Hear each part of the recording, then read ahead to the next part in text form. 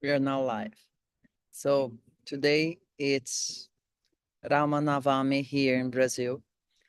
And for a long time, I've been um, willing to make this video, making an explanation of what is the interpretation that we can give for rAma, sIta, lakShman, Hanuman, and ravaNa.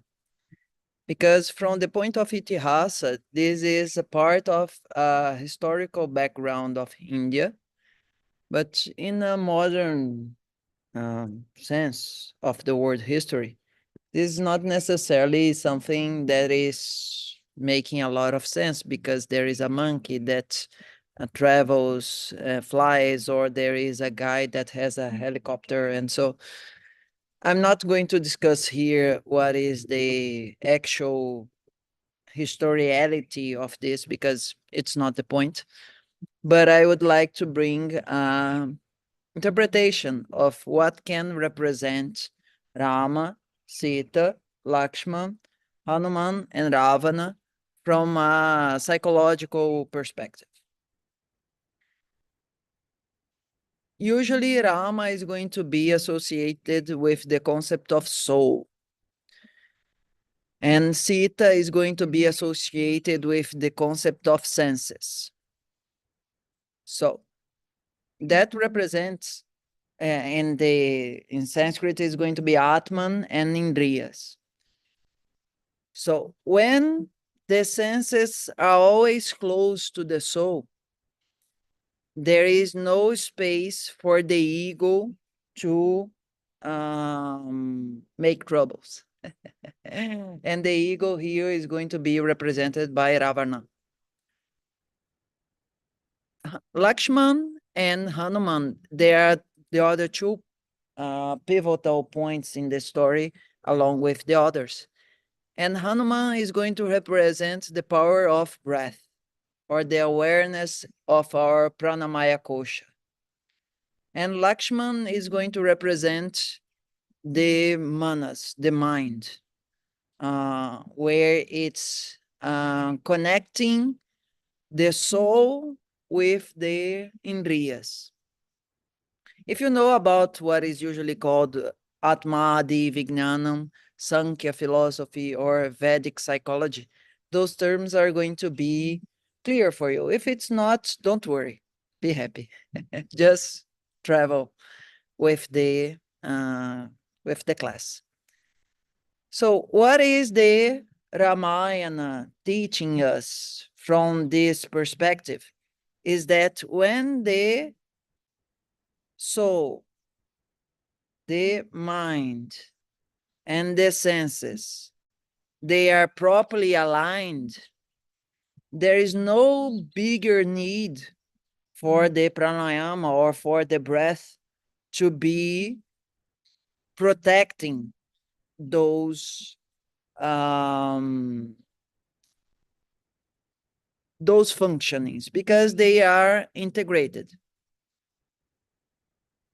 But when the senses it starts to be attracted by a golden deer, and that golden deer can represent anything that you like, doesn't matter. The senses will say to the soul, look, go away from me and bring me that thing that I'm desiring. And from this perspective, okay, it's just from this perspective. The soul in that moment should say to the senses, look, it's not my duty to go for the golden deer. I am the golden deer. You're already on the side of the most perfect golden deer that you should be desiring. And this is not about the case of a man or a woman. It's a case about humanity in this culture. It's represented by men and women by other reasons, but they are a little bit polemic, and I'm not going to go now for those sociological issues. Just take it general, okay? See if it makes sense for your life. So when this soul, it's not doing its job, that is to be the fundamental core of existence. And it starts to try to please the senses, everything goes wrong. But who has sent that golden deer to attract the senses? Sorry, sIta. It was ravaNa, the one that can make you, the one that can change your path. ravaNa also can represent the power of vibration. And when the ego starts to be overly strong, it can create a husk around the mind that is going to be blocking it to see the truth. And this is quite clearly represented in the moment where rAma goes away from the hut, that is the body, and leaves only lakShman and sIta within that body. And that body is still protected by its force. And when the ego, or the process of Maya, the process of believing that the material realm is the ultimate place for experience, then lakShman, the mind, it's allowed it to fly away from the body, trying to go back to the soul. lakShman says, I'm always to be with you. I'm not saying that the mind is always with the soul. I'm saying that that is a teaching. That is not a positive science. It's a normative science. Whatever. Who cares? So the point is, when the mind is out of that hut, and it says, look, this is your boundaries. Don't cross these boundaries for no reason, because out there you are going to be subjected to problems. I'm leaving, but I'm protecting. I'm making a armor, a kavacha, for that the senses don't get attracted or don't get trapped by other possible problems. One of those possible problems is going to be ravaNa, representing the raised, over projected ahankara, ego. And in this sense, when ravaNa, the ego, arrives to the hut as a Brahmin to capture the senses, it cannot cross easily the barrier of the mind, because the mind is properly, duly protected by its own prana, magic, sadhana, kavacha, and so. So the ego has to make a kind of a deceive, so that the senses are taken under his control. And when the ego can directly control the senses, it goes to another realm of materialism, and that represents ravaNa taking his pushpaka, his flying device, to another realm where the soul and the mind will not necessarily be very powerful to reach, because in materialism, the soul and the mind are kind of locked out in this sense, and the only thing that can reach the realm of materialism is Hanuman, which represents the pranamaya kosha, which represents the power of the respiratory breathing exercises.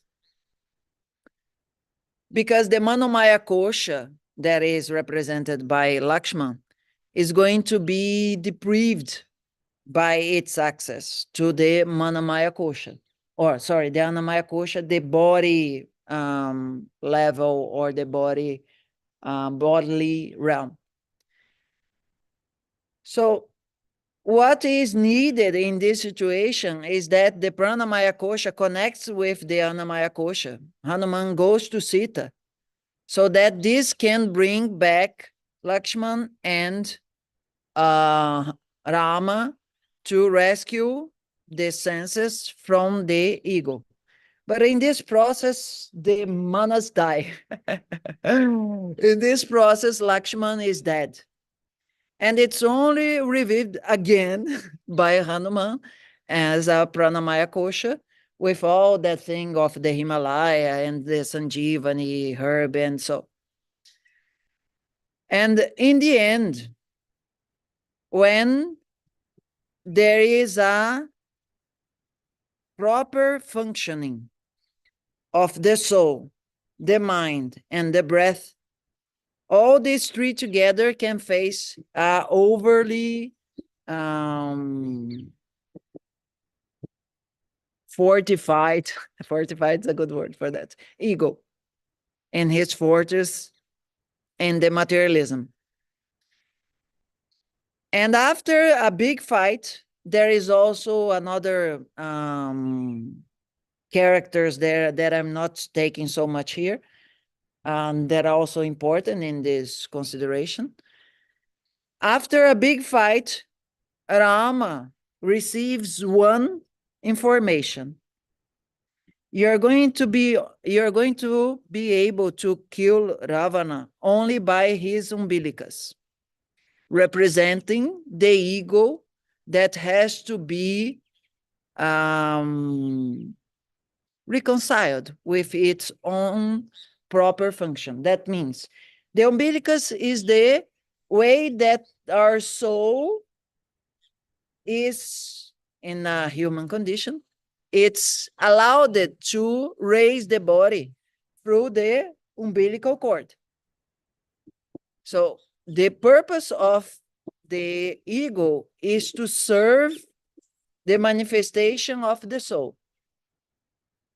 But if it's not that way, the other way around, things go wrong, things go bad.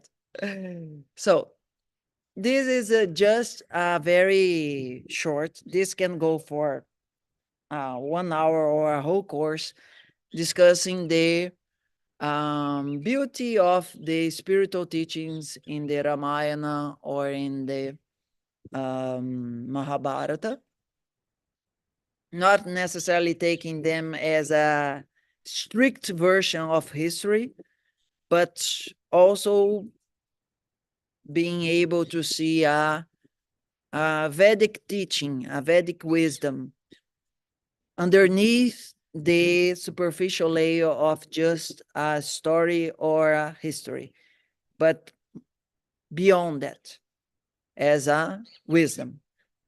People usually translate this as knowledge, but I rather to translate this as wisdom. And just to close this, today is rAma navamI 2024 here in Brazil, at least was in the beginning of the video, because it is when Surya is in Mesha Rashi and the moon is 9 steps from the new moon. So it's Shukla Navami. This can happen between mid-April, mid-June, but this is a more Jyotish stuff.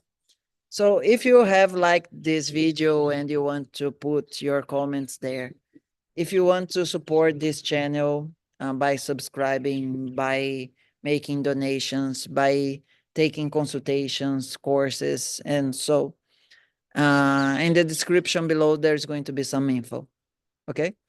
And if you feel that sharing this video with a lot of people, it's very good, we thank you for that also. Hare Ram, Ram Ram, Hare Hare, Hare Krishna, Krishna Krishna, Hare Hare. Jaya Sita Ram, Jaya Jaya Hanuman. Jaya Sitaram, Jaya Jai Hanuman. Jaya Sitaram, Jaya Jai Hanuman. Jaya Sitaram, Jaya Jai Hanuman. So this is Tiago Namaste from Brazil, northeast region of Brazil, Rio Grande do Norte state, Pipa Beach area, Tibau do Sul. Tá.